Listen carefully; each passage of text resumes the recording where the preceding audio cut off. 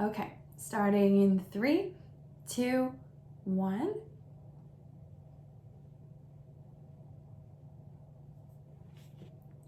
Hey everybody, thanks for tuning in to another episode of the Rooted Creative Podcast. Today, we're talking about Rooted SoCal. How did it go?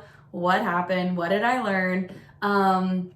This was the first of our SoCal series of workshops that I want to do here just locally. And a lot of the reasons that I decided to start doing some Rooted SoCal type workshops was because I'm a mom. Like I'm here in Southern California. This is where I live. And it's one of the easiest areas, I guess, to host a workshop because it's such a desirable area for so many photographers around the globe that want to shoot in California. So, obviously we're very blessed to live in this spot where a lot of photographers want to come and adventure. So, having known the area locally and knowing it pretty well, doing this type of workshop was something I was obviously very excited for.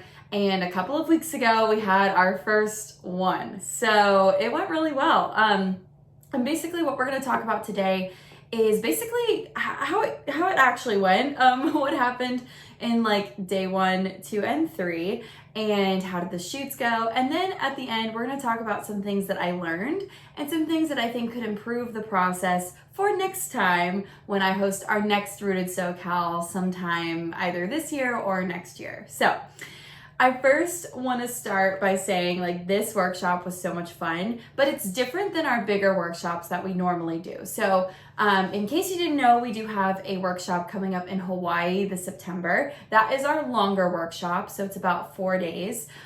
This workshop was really only like a day and a half long of content and education and all of that good stuff.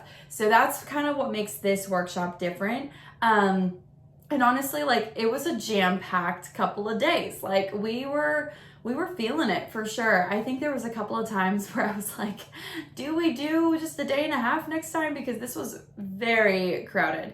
But I think our schedule, even though it was jam-packed, was still able to get everything that we needed in that short amount of time, even though we were super exhausted. So basically what happened is day 1, which is about, I guess it's like 2 weeks now, 2 weeks ago, I was driving around picking up the florals from our local florist here, Sprig and Stem. She was amazing, Angela. I go over to her house at like literally 7 o'clock in the morning, pick up the flowers, and then I drive back home to keep the flowers in the air conditioning because I had to run to Costco to then pick up all of the food. And so I didn't want the flowers obviously sitting in the car that whole time while I went and shopped. So I brought them home and then I went to Costco, got the food, came back, loaded up the car with literally my 4Runner was filled to the brim with like Costco food and flowers for this workshop. So having a big car was definitely my advantage that day. But I basically stuffed everything in the car, got everything I needed, and mind you, I'm also a new mom. So I had to bring my pump parts and like everything that I need to continue my breastfeeding journey with my baby. And sorry if you're a guy listening to this, if this is TMI, but this is just how it goes when you're a mom. And after I got the car all loaded up, I headed out to Palm Springs, which is about a 2.5 hour drive. So I had this full car full of groceries, flowers, everything, and I was on my way to the desert.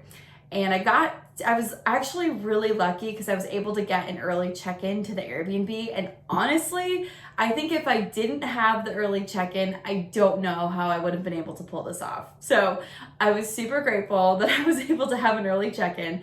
And so I checked in around like 2 o'clock and just kind of threw all the groceries by myself, these heavy boxes full of things and all of the Costco stuff that I bought, just throwing them into the house, unloading the car as quickly as possible to get the flowers in because it was like 100 degrees outside. And I was like, these can definitely not sit in the car or they will wilt. So I am like as quickly as possible doing this all by myself. And I mean, it was definitely a workout. I was sweating and I don't know why I didn't think to have an assistant with me that day, but spoiler alert, that is one of the things that I learned for next time. Anywho, I am throwing all the things in the house. I put all of the perishable stuff in the fridge, and then I set the gift table up with the flowers and all of the gifts that I got for the girls, which just included like a sweatshirt, some stickers, a couple of cute little posters for them to take home. And okay, I have to say this because this was something I was not expecting, but the layout of this house was so weird. It was like, I wasn't expecting it, I guess, to be this way. And so I was like a little disappointed when I got to the house and saw that like this was the layout. Basically, like to get to each bedroom, you had to walk through another bedroom. Like there was no central area where you would just disperse and then you would be able to like go to each room. Like you had to walk through almost each room to get to the next, which was like super not convenient. And one of the bathrooms had 2 toilets in it. 2 toilets. I'm not sure what happened there. And you know, normally like I do my research, obviously, when I'm like Airbnb searching. And this property, like don't get me wrong, had a lot of really other great qualities, but the layout of the house was just a little strange. Like, you know, when you're looking at an Airbnb, they don't necessarily post the blueprints of like what the layout is of the house. So all I knew is like there was like a bunch of bedrooms. I just didn't really know like where they were. So, and then the other thing too is there was only 2 indoor showers for 13 girls. And it was misleading because on the listing it said there were like 4 bathrooms. So I figured, okay, well, you know, maybe there's more showers. Come to find out that was not the case. So the layout of the house was really weird, and I'm like trying to navigate around this house like by myself. I could not find the front door for the life of me because there was no like designated front door. So I literally am driving around the property trying to find the entrance to this place, like where the kitchen is. I find it, and then I'm able to set everything up. And I probably had like 5 minutes to spare, and I took off, and I had to meet all of the ladies at our first shoot location, which was the Windmills. So we had rented this convertible car, obviously for one of our shoots. It was like supposed to be like a rock star type theme photo shoot, and I was super excited for it. But we show up to the Windmills, and it is breezy. Like, not just breezy, it is like probably like 30-40 mile an hour winds, like very, very windy, which is why there's windmills, you know, naturally, like that is a very windy place. But I get a call from the car guy who I'm renting the car from for the shoot. And he says, hey, like if the windmills are really windy, like we're going to have to find another spot because the sand can like chip the paint of the car. And so I'm sitting there like, okay, so am I just not going to give like the Windmills a try, like with these ladies that are all showing up? So literally probably like 20 minutes before the girls are supposed to show up, like I am trying to find a backup location, and I already had one in mind, but I was trying to figure out logistically like how long it was going to take to get from the Windmills to go to that new place. And so as the girls are showing up now at our meeting spot at the Windmills, it's so windy, and I'm meeting the girls for the first time, which I've never done before. I've never met the girls for the first time like at a shoot. It's always been like at the Airbnb or the workshop house that we usually like meet everyone. So this was a first. And everybody just shows up, and the couples were there ready to go in their dress and stuff. And so I was like, okay, well, what if we just shoot at the Windmills and just get that content and then go somewhere else with the car so that obviously like we don't ruin the car with the wind and the sand.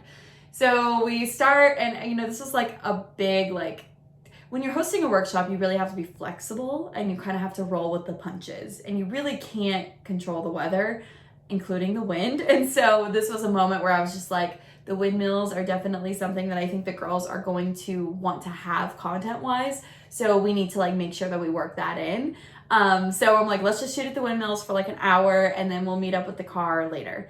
So we shot at the Windmills. It was super windy, being pelted with sand, but it was so pretty. And if you are a photographer, you know that wind makes for some of the coolest photos when it comes to like weddings and photo shoots like that. So we were able to stay there for an hour in the heat, and then we got back to our cars and drove 10 minutes down the road to the visitor center, where there was a little like dirt lot with the mountains in the background, and that's where we met up with our convertible car, and we were able to continue our shoot from there. So it all worked out in the end, but there was definitely some flexibility that had to have been had there and some quick thinking, which was definitely good that I had a backup plan. So after the shoot, it's probably now like 7 o'clock. We head back to the house, we get dinner started, it was tacos, and then we play fishbowl, kind of an icebreaker, get to know everybody, and have fun. And then we had an early call the next morning. We woke up at like 4:30 a.m. and Macy and I were literally like grabbing the tables that we're gonna use for the shoot and moving all these chairs, like doing some heavy lifting at like 5 in the morning. So props to Macy for doing that with me, because that was like an early morning workout. And we set up the shoots, we got the couples all ready, they came nice and early. And for sunrise, we were able to shoot as the sun was coming up over the mountains at our property, and it was amazing and beautiful.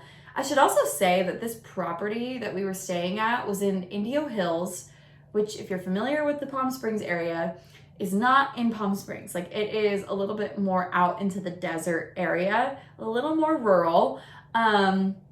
So we were out there, like we were kind of out in the boonies in this property. There was like no one really around us, which could be scary if you were alone, but you know, there was 13 of us. So this property was giant. They had like cactuses, cacti, and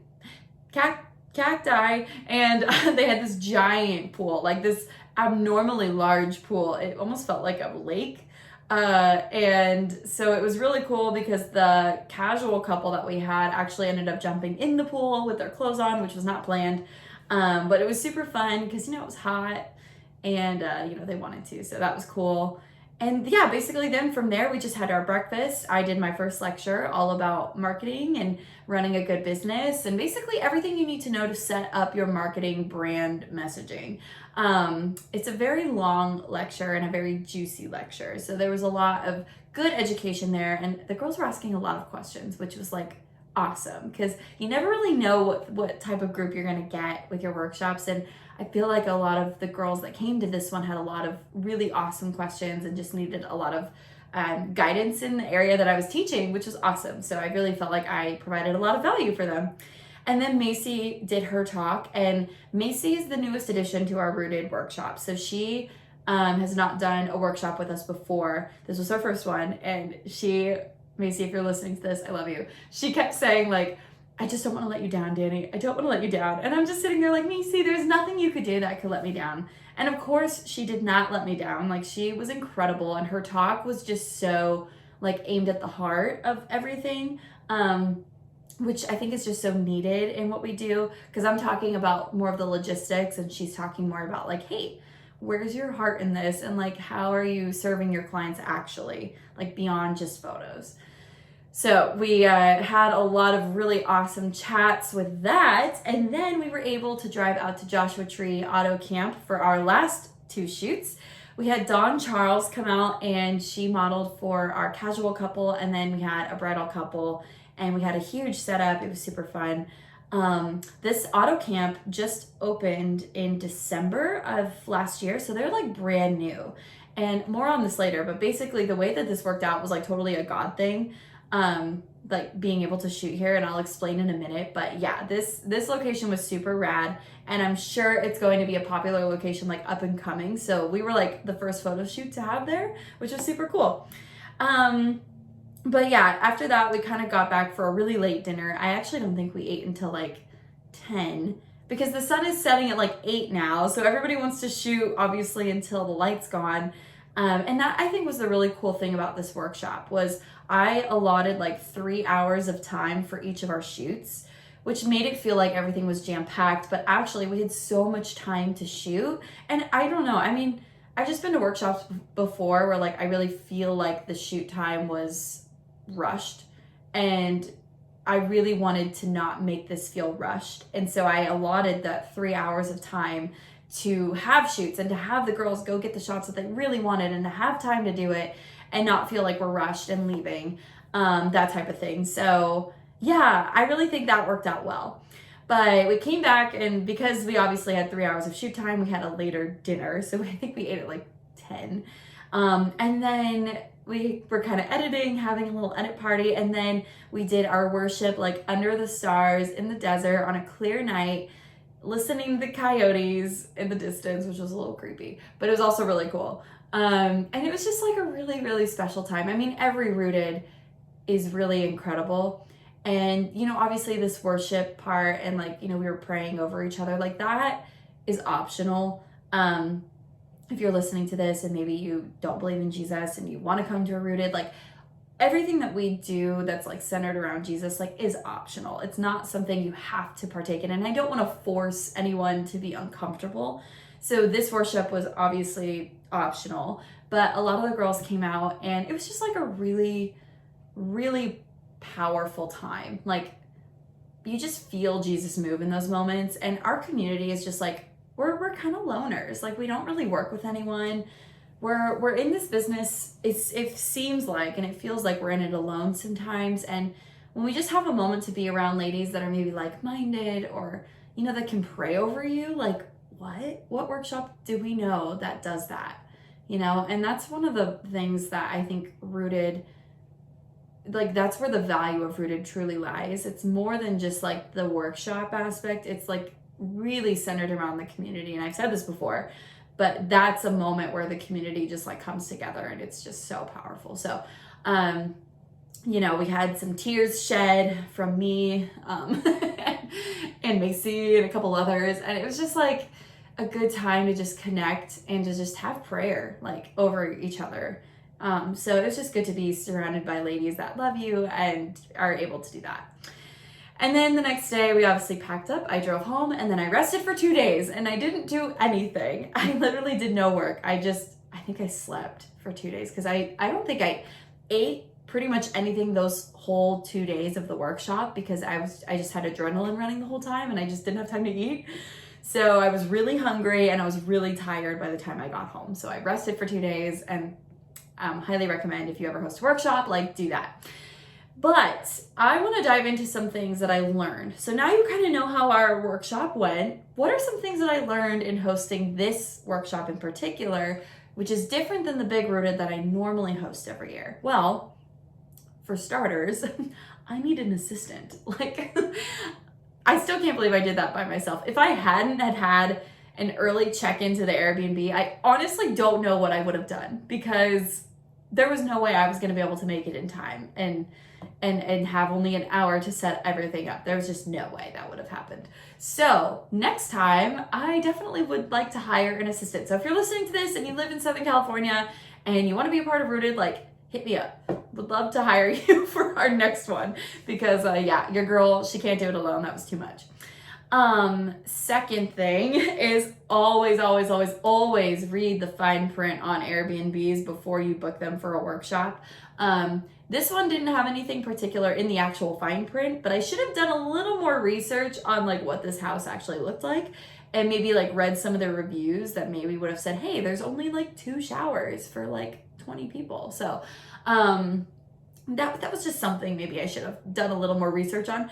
But the house was fine. Like the house was great and everybody was fine and like we all had a great time. It wasn't like a disaster, but you know, would I choose that house again? Probably not. No. So just like a word to the wise, if you're ever hosting a workshop, just like make sure you really read the fine print on an Airbnb before you book it. Make sure you have enough beds, like count the amount of beds you have, count the amount of showers you're gonna have, because all of that logistically is important. Number 3, book the house the day before you check in so that you have time to set up and rest. So instead of me having to check in at 4 p.m. and go and set everything up within an hour before the girls get there, maybe it might make more sense to book it the day before so you have the whole next day to set up and go and get Costco food and do all that wonderful things. So yeah, looking back, should have done that. Was really lucky to get an early check-in. Don't know what I would have done, but if you don't want to play with the odds in that and it's going to be tight, maybe just book the day before for your Airbnb. And obviously like account that in as a part of your like expenses and costs and all that. Okay. Make sure that you have your couples lined up with contracts. So luckily none of our couples like backed out, but in the contract it says if you cancel within 48 hours of the shoot, I might even raise that to like 73 or however many 3 days is. Like if you cancel within those days, then like you have to pay me like $500.